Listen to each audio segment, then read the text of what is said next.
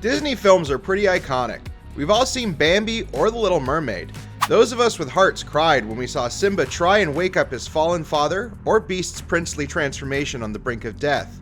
It's safe to say these movies are burned into our collective memory, but there's still new things that we can find in the old classics. From a secret dog cinematic universe to directors animating themselves into the movie, there's lots to find. The era of 2D animated features may almost be a thing of the past, but when we revisit these classics, it's hard not to get wrapped up in these timeless stories. While Disney was distracting you with feels, here are a few fun Easter eggs you may have missed. Spoiler warning for all classic Disney animated movies. In Mulan, the titular character is introduced as a woman in need of a match. The matchmaker sings a whole song about it. It includes the line, "A girl can bring her family great honor in one way." This is true for Mulan, who saves China from the Huns by lighting an explosive. Twice! Good job, Mulan. It's safe to say she honored her family when she scored the highest body count of any Disney princess. Young Lilo has a lot of fun toys, and alien monster Stitch occasionally likes to assert dominance over them. One toy, however, is quickly glimpsed in the young Hawaiian's toy chest. It's a stuffed Dumbo. The flighty elephant is a prime piece of merchandise for the company, and Lilo must have nabbed one before Honolulu Disney Store closed permanently. Hawaiian residents, comment below and let us know where you get your Disney swag these days. That's not the only plushie in a movie. Forgotten classic Treasure Planet features a blink and you'll miss it Stitch plushie in the cabin of protagonist Jim Hawkins. Don't worry, Jim, I have a Stitch plushie and I'm cool too. The final 2D Disney film was the criminally underappreciated Princess and the Frog. During an opening establishing shot of the turn of the century New Orleans, we can see a familiar carpet being cleaned. It's Aladdin's magic carpet.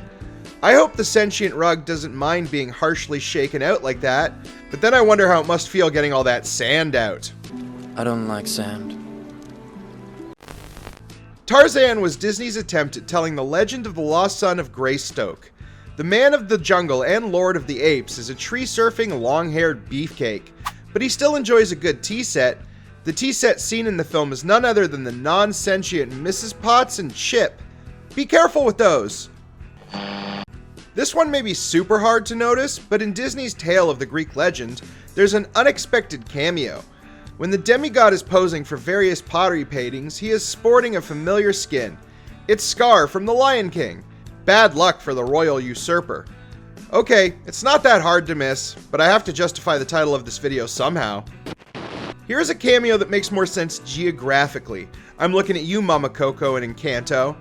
In The Hunchback of Notre Dame, the Paris-set tale has a blink and you'll miss it cameo from another French citizen.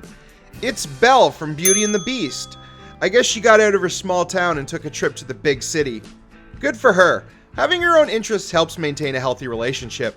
Just don't let the Beast find her at a hotel with the big bad wolf, though. Big B? How could you do this to me?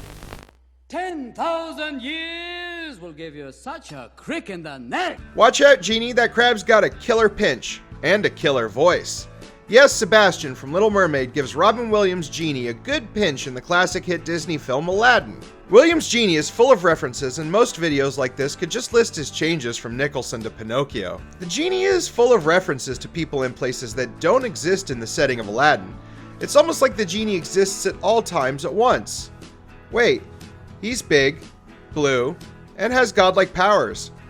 Is the Genie actually Doc Manhattan? Only Alan Moore knows, and he keeps his dark secrets safe in his grimoire. Disney has a long tradition of calling back wedding guests, and The Little Mermaid is no different. During the climactic wedding of the film, the handsome prince is about to marry the evil Ursula disguised as the titular mermaid. A quick pan shows the royal guests from the previous Disney film Cinderella. The king and the duke are attending the royal wedding of Prince Eric, but are probably just there for the spread. Who doesn't like playing with toys? When the Sultan is stacking his toys and having a little fun for once, we see a familiar piece of merchandise. There is a toy beast amongst the dolls and figures. I guess the Sultan paid a visit to the Disney store Agrabah. Maybe it was a promotional gift because the Sultan approved tax breaks for Disneyland Arabia. If only the Sultan was less distracted by toys, he may have been able to stop that terrible remake with Will Smith. Remember when this was the most offensive thing Smith had done? Hello. Use your big boy voice. Disney loves dogs. Who doesn't? So naturally the dogs from one dog movie would show up in another. There is a glimpse of the cast of Lady and the Tramp when the 101 Dalmatians begin the bark relay to call for help. Amongst the dogs in this scene are Jock, who is featured rather prominently. You can also catch quick glimpses of Peg, Bull, and finally the loving couple themselves. You can see both Lady and the Tramp watching from the streets. It's nice to know the couple are still together and also raises many confusing questions about Disney's timeline, especially since it's only fair for Pongo to return the favor and cameo in Disney's next hit animal-based film, Oliver and Company. During Billy Joel banger, Why Should I Worry, there's a quick couple of shots of Pongo. First, he's trying and then successfully breaking free from his owner Roger. It's hard to keep a dog from a good dance sequence, and Roger should just be happy Pongo loves music so much. Maybe there's a secret shared dog universe in all these classic Disney movies. A dog CU, if you will. Don't give Disney any more ideas because we will inevitably see a Dog Avengers with Emma Stone's Cruella in the Loki role. Maybe Scar from the recent remake is the secret Thanos villain. If there's someone who would hate these dogs, it's a big angry cat. I have no doubt it would be a massive hit and force Warner Brothers to make a gritty 3-hour-long reboot of Cats and Dogs. Wait, what am I saying? Disney, please do that! More dog movie cameos, but this time from a familiar squirrel. In The Fox and the Hound, a quick pan across a rainy forest shows many creatures seeking shelter. However, one stands out. The red squirrel looks exactly like Arthur when he was transformed into the red-haired woodland creature. Either this is a fun reuse of an already created character model, or Avalon is actually a small section of New England forest. That's funny because according to the Disney series Once Upon a Time, a place worse than hell is a small town in Maine. Here we go, back to the Dog CU with Oliver and Company. Once again, during the Billy Joel song Why Should I Worry, there's a quick glimpse of the whole supporting cast of Lady and the Tramp. We get quick glimpses of Peg, Jock, and Trusty, and they all look excited to join in the fun. Consider it a free lesson in street savoir-faire from New York's coolest quadruped. King and Queen reunite with the monarchs of the Lion King, Simba's parents, Mufasa and Sarabi. Mufasa is played by legendary actor James Earl Jones, and that's not something you could easily miss. It's hard not to notice that Mufasa sounds like Darth Vader. However, his loving wife, and then widow, is played by Madge Sinclair.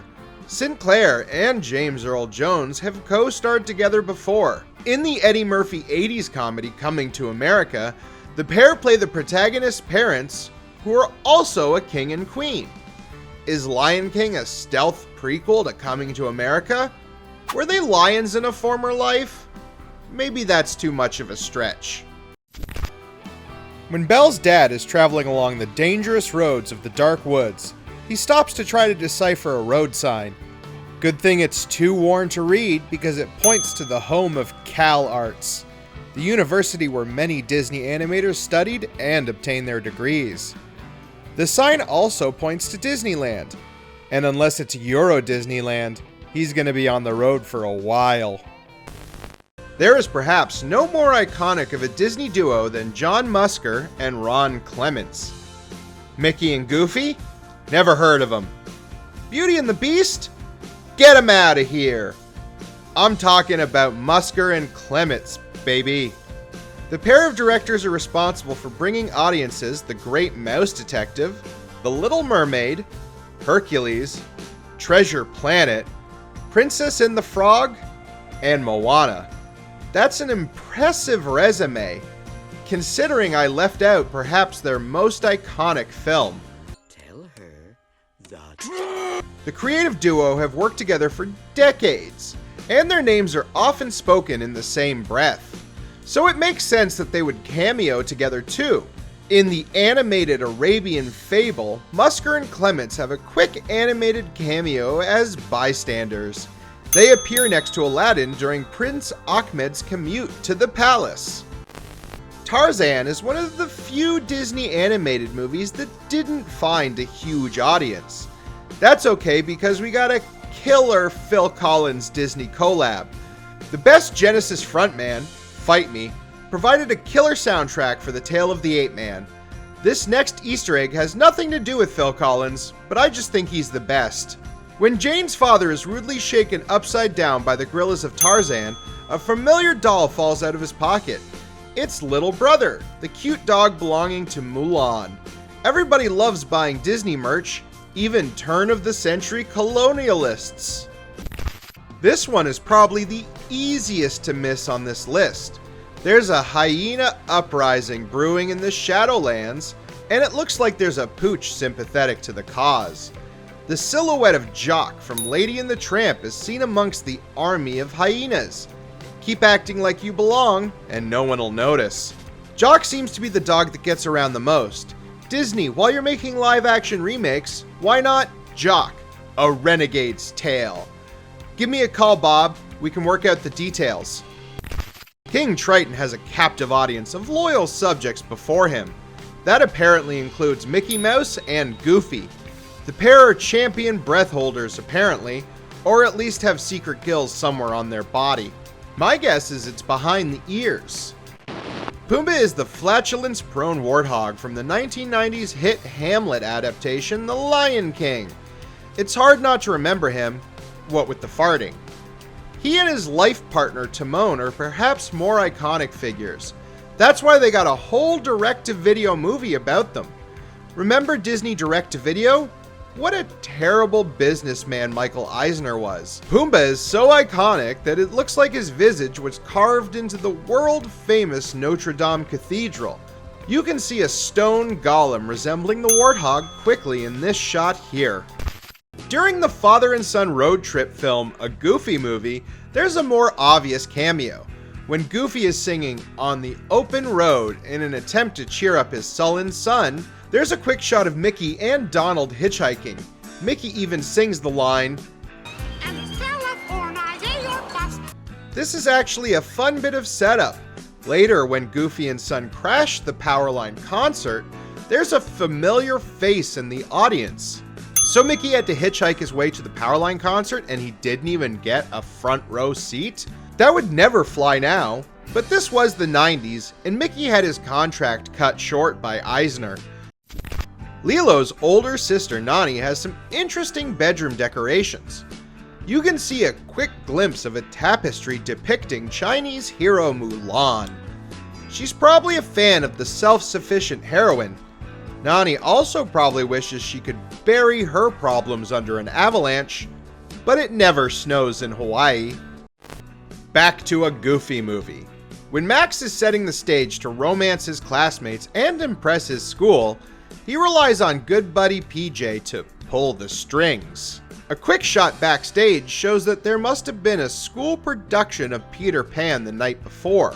There's a wooden cutout of Tock, the alligator from the classic Disney adventure. Good thing Captain Hook isn't in the audience. Disney has a long history of reusing its own animation to help a film along. Hey, there are deadlines and release dates to meet.